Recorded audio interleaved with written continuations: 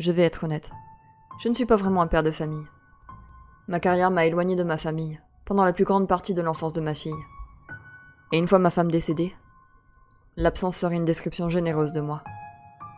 Cela avait été si soudain. Et l'amour de ma vie, Erika, avait été enlevé bien trop tôt pendant mon absence. Ces 3 dernières années ont été difficiles. Je suis habituée à la souffrance, à la perte et au chagrin. Celui-ci a souvent frappé. Il y a un vide en moi que je ne peux décrire entièrement, et qui, je pense, ne disparaîtra jamais vraiment. Pour cette raison, il n'était pas surprenant qu'Aria m'ait dit qu'elle allait étudier à l'étranger pour le semestre à venir.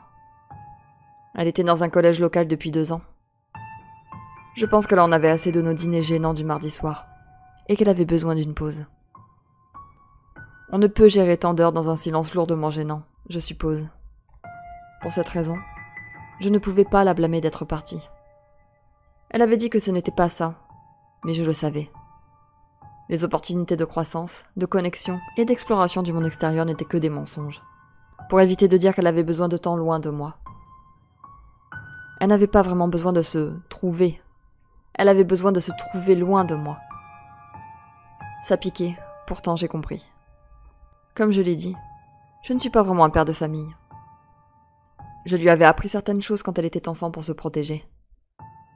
Mais en dehors de cela, nous n'avions pas vraiment de relation. Je ne suis pas fière de ça.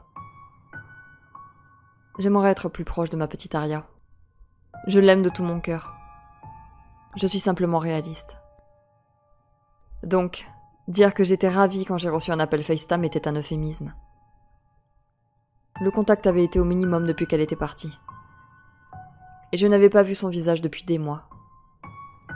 Il y avait quelques textes ici et là. En voyant son appel, j'ai appuyé rapidement sur ce bouton vert. Lorsque ses yeux marrons et son sourire éclatant sont apparus sur mon écran, j'ai presque dû retenir mes larmes. Hey ma fille, comment vas-tu? Tu as l'air tellement heureuse. Et qu'est-ce que tu as fait à tes cheveux? Tu es blonde maintenant? Merci papa. Je m'intègre mieux ici en tant que blonde. Et les choses vont bien. L'Europe est tellement jolie. Et j'ai tellement appris sur moi-même. Je ne pourrais vraiment pas être plus heureuse, a-t-elle déclaré en marchant dans une rue éclairée. Je pouvais voir qu'elle disait la vérité. Cela faisait des lustres que je ne l'avais pas vue sourire comme ça. Je suis si heureux d'entendre ça, Aria. Qu'as-tu fait? Dis-moi tout. Cela fait un petit moment que nous n'avons pas parlé. Et ton vieux père a toute la journée. Eh bien, il y avait une chose sur laquelle j'avais une question. Tu es expert dans ce domaine. Donc je voulais des conseils, a-t-elle déclaré lorsque son visage devenait un peu plus sérieux. D'accord, demande-moi, ai-je répondu. Il y a eu des disparitions par ici ces derniers temps, mais je lui ai coupé la parole. Maintenant, je suis un peu inquiet. Tu marches seul et il doit être assez tard là-bas. Dis-je en plaisantant à moitié. Oh papa, tu n'as pas à t'inquiéter pour moi. Il y a juste un petit problème. Il y a beaucoup... a-t-elle dit en tournant au coin d'une ruelle. Avant qu'elle ne puisse dire un autre mot, le cadre se déplaça brusquement de façon anormale, pour montrer ce qui l'entourait. J'ai entendu des bruissements et des marmonnements. Aria? Allô? Plus de marmonnements. Le marmonnement s'intensifiait un peu. Cela semblait joyeux. Que se passait-il? Aria? Le cadre s'est recentré. Oups, désolé papa. J'ai heurté quelqu'un alors que je tournais dans la rue. Je lui ai juste présenté mes excuses. J'ai laissé échapper un souffle que je retenais depuis tout à l'heure. Tu sais comment inquiéter ton vieux père. Attends une seconde. Pourquoi? Que se passe-t-il? Elle a demandé. J'ai remarqué quelqu'un derrière ma fille maintenant. Sa silhouette se rapprochait rapidement. Au fur et à mesure qu'il se rapprochait, je pouvais commencer à distinguer ses traits. Longs cheveux noirs ondulés, rasés de près. Voltige! J'ai crié. Instinctivement, elle se retourna juste au moment où il l'atteignit. Il y eut une lutte, et le téléphone est tombé. Je t'ai enfin attrapé, petite salope. J'ai entendu l'homme crier. Le téléphone avait atterri de manière à ce que je puisse tout voir. Paniqué, j'ai commencé à crier après l'homme. Enlève tes mains de ma fille! Laisse-la tranquille! Aria! Ils ont continué à lutter d'avant en arrière. Peu à peu, ma fille a commencé à être forcée à reculer contre un mur. Il l'a maudit avec véhémence. « S'il vous plaît, arrêtez ça !» Arya a perdu pied et l'homme a levé son couteau. Il s'abattit durement. Il a transpercé le bras de ma fille et je l'ai entendu hurler de douleur. Les larmes ont commencé à couler sur mon visage. Pas encore. Pourquoi étais-je toujours incapable de protéger ma famille ? J'ai continué à implorer, à supplier cet homme d'arrêter. Mais soit il ne m'a pas entendu, soit il s'en fichait. Il a coupé Arya encore et encore. Il lui a crié dessus. Sa posture de défense avait limité les coups sur ses bras. Mais il s'agissait de profondes lacérations. Elle ne tiendrait pas longtemps comme ça. Le sang était partout. Ce maniaque n'allait pas s'arrêter. Je n'ai pas pu m'empêcher de penser à quel point ce monde est cruel. J'ai maudit tous les dieux qu'il y avait. Comment ont-ils pu laisser cela arriver ? Peut-être que je le méritais. Mais ma fille ? Ses mains n'étaient pas tachées de sang comme les miennes. Cela a seulement commencé à transformer ma peur et mon chagrin en rage. Laisse-la partir, bâtard! Je vais te tuer, putain! Tu m'entends? J'ai vu ton visage! Je vais te tuer, putain!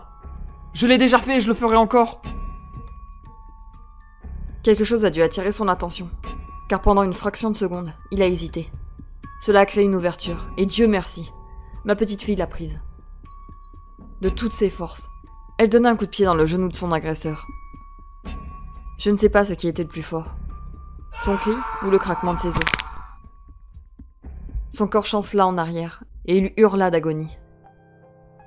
J'ai vu son regard rencontrer lentement sa jambe, maintenant entièrement plié dans la mauvaise direction, et la panique envahir son visage. Il trébucha en avant. Sa tête s'est levée pour regarder ma fille, seulement elle n'était plus là. Ses yeux suivirent la traînée de sang à côté de lui. Avant qu'il ne puisse finir, le bras droit d'Arya s'enroula autour de son cou, et s'est resserré. Son corps se tortilla. Même dans la lumière limitée, je pouvais voir son visage changer de couleur. Arya grogna, alors que son agresseur luttait pour échapper à son emprise. Je ne peux pas imaginer la douleur qu'elle a dû ressentir, pour étouffer un homme avec des lacérations aussi profondes sur les bras. Mais cette ténacité intérieure qu'elle a dû tenir de sa mère a tenu bon.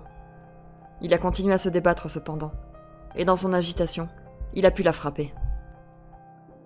Elle a laissé échapper un petit cri mais a tenu bon. Elle se pencha en arrière, et la prise se resserra. Les mouvements de l'homme ont ralenti, et je pouvais voir que la vie le quittait. Quelques instants plus tard, tout était fini. J'ai ressenti un sentiment de soulagement m'envahir. Ma fille était en sécurité.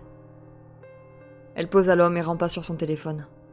« Arya, Dieu merci, tu vas bien. » Ce n'était pas le moment de retenir ma joie. Dieu ou qui que ce soit, nous sommes de nouveau en bons termes. « Je vais bien, papa. Ne t'inquiète pas, » répondit-elle. Elle prit quelques inspirations profondes pour se ressaisir. Sa tenue était complètement trempée.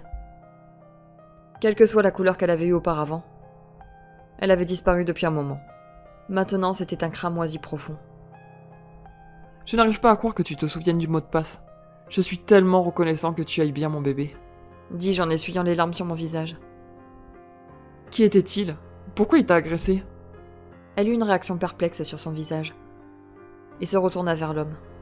Elle poussa son corps contre le mur de la ruelle, pour qu'il soit assis et regarda intensément son visage. Il y eut quelques secondes de silence.